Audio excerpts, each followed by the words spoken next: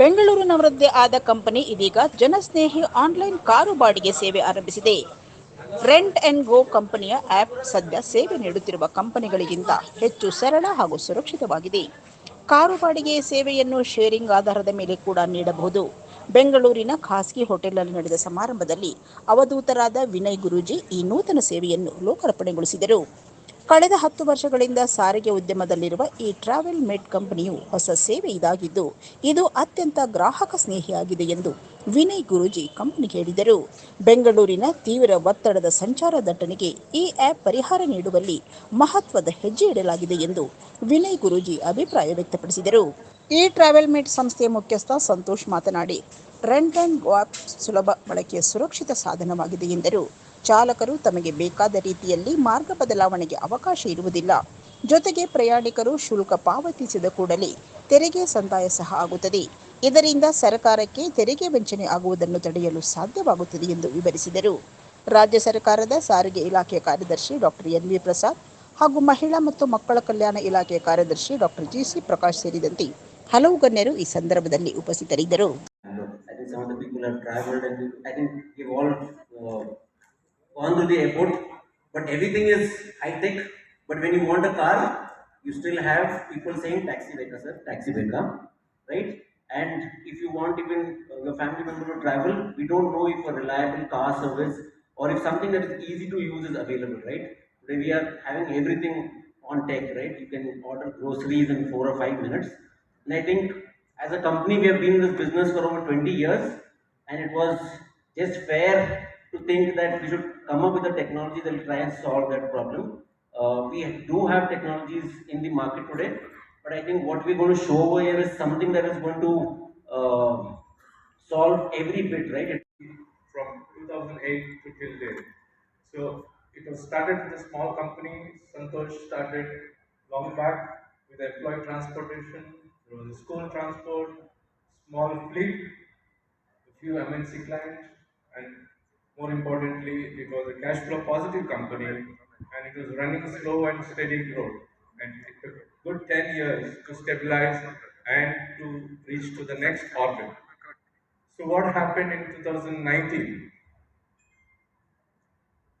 So Santosh came and told me there's a great opportunity in the transport. ಈ launch ನಮ್ಮ ಮೊದಲನೇದಾಗಿ ನಮ್ಮ ಕನ್ನಡಿಗರಿಗೆ ಒಂದು ಕೆಲಸ ಸಿಗುವಂಥ ವ್ಯವಸ್ಥೆ ಮಾಡಲಿಕ್ಕೆ ಮಾಡಿದ್ರು ಲಾಂಚ್. ನಾನು ಮುಂಚೆ ಒಂದು MNC ಕಂಪ್ನಿ ಕೆಲಸ ಮಾಡ್ತಿದ್ದೆ. ನಾವು ಆಲ್ಮೋಸ್ಟ್ 99% ಇವತ್ತು ಟೆಕ್ನಾಲಜಿ ಬೇರೆ ದೇಶದಿಂದ ಬಂದರೆ ಟೆಕ್ನಾಲಜಿನ ಯೂಸ್ ಮಾಡ್ತಿದ್ದೀವಿ.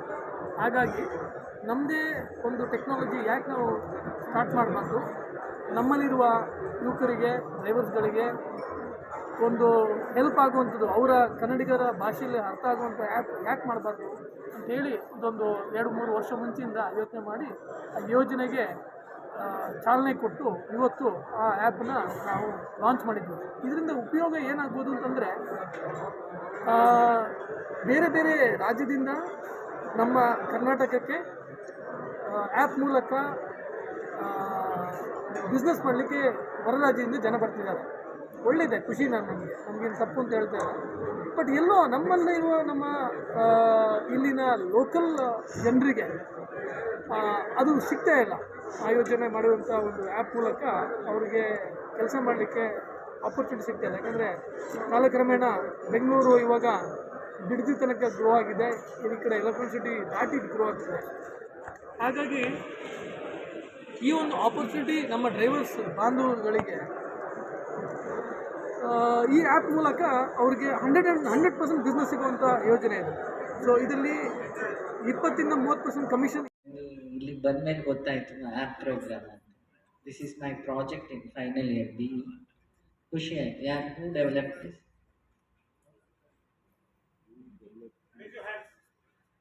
who are the people developing this app? ಓ ಎಲ್ಲ ಯೂತ್ಸ್. ಒಂದು ಹೊಸ ಆ್ಯಪ್ ಕ್ರಿಯೇಟ್ ಮಾಡಿದ್ದಾರೆ ಸಂತೋಷ್ ಹೇಳಿದ ಹಾಗೆ. Is the word, it contains the meaning happiness. ಹಾಗಾಗಿ app which will connect the hearts of the people. I hope that. ಹ್ಮ್. ಯಾಕಂದರೆ ಒಂದು ಅಪ್ಲಿಕೇಶನ್ ವರ್ಕ್ ಆಗಬೇಕಾದ್ರೆ ಅದರ ಪ್ರೋಮೋ ಇಂದ ಮಾತ್ರ ಸಾಧ್ಯ ಇಲ್ಲ, ಪ್ರಮೋಷನಿಂದಲೂ ಸಾಧ್ಯ ಇಲ್ಲ. ಅಲ್ಲೊಂದು ಟೀಮ್ ವರ್ಕ್ ಮತ್ತು ಮಾಡೋರು ಮತ್ತು ಅದನ್ನು ಡೆವಲಪ್ ಮಾಡಿದವರು, ಅದಕ್ಕೆ ಇನ್ವೆಸ್ಟ್ ಮಾಡಿದವರು, ಅವರೆಲ್ಲರ ಹೃದಯದ ಇಂಪ್ಯಾಕ್ಟು ಸ್ವಲ್ಪ ಕೆಲಸ ಮಾಡುತ್ತೆ ಅಂತ ನನ್ನ ನಂಬಿಕೆ. Okay, when the business go with morality, the business become worship ಅಂತ. ಮತ್ತು ನಮಸ್ಕಾರ ಮಾಡಿದ್ದು ನನಗೆ, in my sense the universe is the guru for me. ಮತ್ತು ನೀವೆಲ್ಲ, you people all virtual image of my lord ಅಂತ ಅಲ್ವ ನನ್ನ ಬಿಲೀಫ್. ನಿಮ್ಮೊಳಗೆಲ್ಲ ಬೆಳಕೆ ಇದೆ, ಅದಕ್ಕೂ ನಮಸ್ಕಾರ ಮಾಡಿ ನಿಂತರೆ ನಾನು ಸೇಫ್. ನೆಕ್ಸ್ಟ್ ಥಿಂಗ್, ಈಗೋ ಬರಲ್ಲವ ಅಲ್ವಾ. ನನ್ನ ಗುರುಗಳು ಹೇಳಿದ್ದು ಫಸ್ಟ್ ಬಗ್ಗುದು ಕಲಿ, ಅವಾಗ ಭಗವಂತ ಕೈ ಹಿಡಿತಾನೆ. ಹಿಗ್ಗಬೇಡ. ಮನುಷ್ಯನಿಗೆ 5 ಟೈಪ್ ಅಹಂಕಾರ ಬರುತ್ತಂತೆ. One from identity, I am so and so. Another from knowledge. Another from fairness. Another from money. And next, the last thing is power. ಈ 5 ಬಂದಾಗ ಈ ಮೈಕ್ ಥರ ಭಗವಂತ ಪೈಪ್ ಅದರೊಳಗಿರೋ ಪವರ್ ಕಿತ್ತು ಬಿಡುತ್ತೆ. ಇದು ಸುಮಾರು ಕಂಪನಿಗಳೆಲ್ಲ ಆಗಿತ್ತು, ಹೆಸರು ಬೇಡ ಅಲ್ವಾ. ನಾವೆಲ್ಲ ಆ್ಯಪನ್ನು ಕ್ರಿಯೇಟ್ ಮಾಡಿದ್ವಿ, ಓಕೆ. ಒಂದು ಮೊಬೈಲ್ ಒಳಗೆ ಸಾಫ್ಟ್ವೇರ್ ಇದೆ, ಅದರೊಳಗೆ ಸಿಮ್ ಕಾರ್ಡ್ ಇದೆ, ಅದರ ಒಳಗೊಂದಿದೆ current. That is omnipresent, that is the lord. ನಾವು ಆ ಅವೇರ್ನೆಸ್ ಇಟ್ಕೊಂಡು ಬದುಕಿದಾಗ ಜೀವನ ಎಲ್ಲೋ ಹೋಗಿ ಮುಟ್ಟುತ್ತೆ ಅಂತ ನನ್ನ ನಂಬಿಕೆ. ಇದರ ಮೇಲೆ ನಮ್ಮ ಭಾರತ ನಿಂತಿರೋದು. My nation is the basement of my nation is ethic. ಆ ಎಥಿಕ್ಸನ್ನು ನಾವು ಇಟ್ಕೊಂಡು ಹ್ಯುಮ್ಯಾನಿಟಿ ಅನ್ನೋ the two ethics when it involves in business, 100% you will succeed. The two ethics is, one is transparency, another one is dedication. The impact of these two things, the humanity.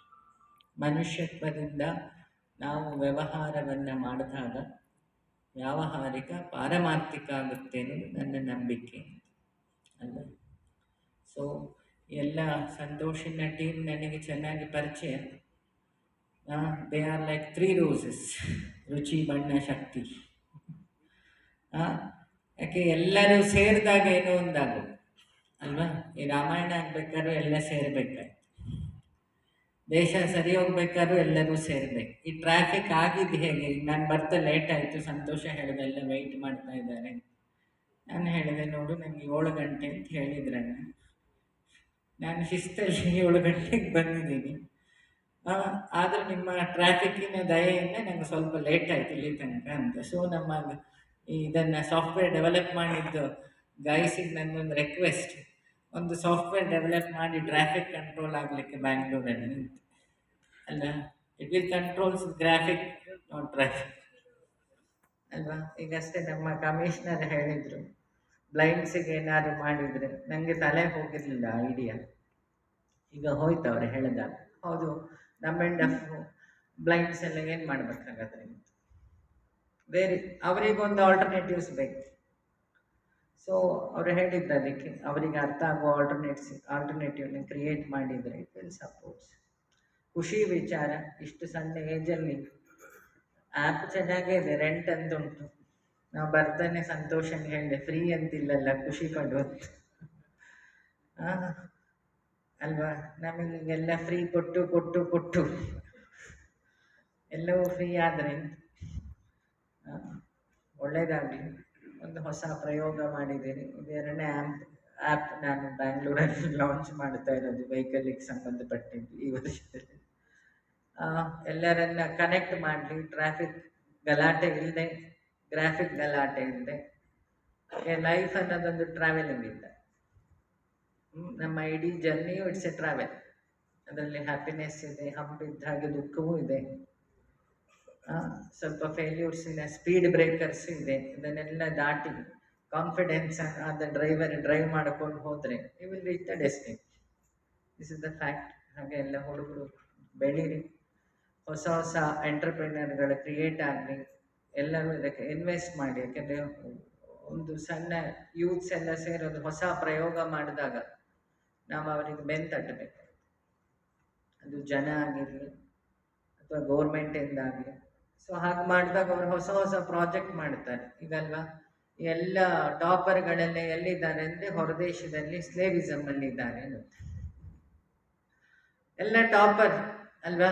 ಸಂತೋಷನ್ ಕೇಳಿದರೆ ಅವನು ಹೇಳ್ತಾನೆ ನಾನೇನು topper ಅಲ್ಲ, ಮನೋಹರ, ನಂಗೆ ಗೊತ್ತಿಲ್ಲ ಅಚ್ಯುತನ ಬಗ್ಗೆ. ಎಲ್ಲ 99.9 first rank Raju ಎಲ್ಲ ಇಂಗ್ಲೆಂಡಲ್ಲೋ US ಎಲ್ಲೋ ಇದ್ದಾರೆ. ನಮ್ಮ ದೇಶ ಕಟ್ತಾ ಇರೋದು ಯಾರು ಹಾಗಾದರೆ? ಇವೆಲ್ಲೊಂದು ಗುಂಪು ಗೊತ್ತಿದ್ದಾರೆ, ನಮ್ಮ ರಂಗಣ್ಣ ಮಂಜಣ್ಣ ಎಲ್ಲ. ಅವರೆಲ್ಲ ಅವರ ಟ್ರಾನ್ಸಾಕ್ಷನ್ ಕೇಳಿದರೆ ಇಲ್ಲಿರೋ ಕಂಪನಿ ಅವರಿಗೆ ತಲೆ ತಿರುಗಿ ಬೀಳ್ಬೋದು. ಆದರೆ ಅವರೆಲ್ಲ ತುಂಬ MBA ಹೋಲ್ಡರ್ಸ್ ಏನಲ್ಲ. They are not collective data, they are the selective data ಅಲ್ವಾ. ನಮ್ಮ ಬದುಕನ್ನು ಕಟ್ಟುವುದು ಸೆಲೆಕ್ಟಿವ್ ಡಾಟಾ. ಸೊ ಹಾಗಾಗಿ ಎಲ್ಲರೂ ಸಪೋರ್ಟ್ ಮಾಡಲಿ. ಗೌರ್ಮೆಂಟು ಅದಕ್ಕೆ ಹೇಗಿದ್ರು ಕಮಿಷನರ್ ಇದ್ದಾರೆ, GST ಅವರಿದ್ದಾರೆ ಅಲ್ವಾ. ದೇವರಿಗೆ ಹೆದರಲಿಲ್ಲ ಅಂದರೆ ಇಬ್ಬರಿಗೆ ಹೆದರುತ್ತಾರೆ ಎಲ್ಲರೂ. ಒಂದು GST ಅವರಿಗೆ, ಇನ್ನೊಂದು ಇನ್ಕಮ್ ಟ್ಯಾಕ್ಸ್ ಅವರಿಗೆ, IT ಅವರಿಗೆ. ಅವರಿಬ್ಬರು ಇಲ್ಲೇ ಇರೋದ್ರಿಂದ ಅವರಿಬ್ಬರಿಗೆ ರಿಕ್ವೆಸ್ಟ್, ಸ್ವಲ್ಪ ಈ ಹೊಸ ಪ್ರಯೋಗಗಳು ಮಾಡಿದಾಗ ಅವರ ಟ್ಯಾಕ್ಸ್ ರೆಡ್ಯೂಸ್ ಮಾಡುವ ಏನಾದ್ರು ಹೊಸ್ತು ತಂದರೆ ಖುಷಿ ಆಗತ್ತೆ ಹುಡುಗರಿಗೆ, ಬೋರ್ ಹೊಡೆಯಲ್ಲ ಏನಾದ್ರು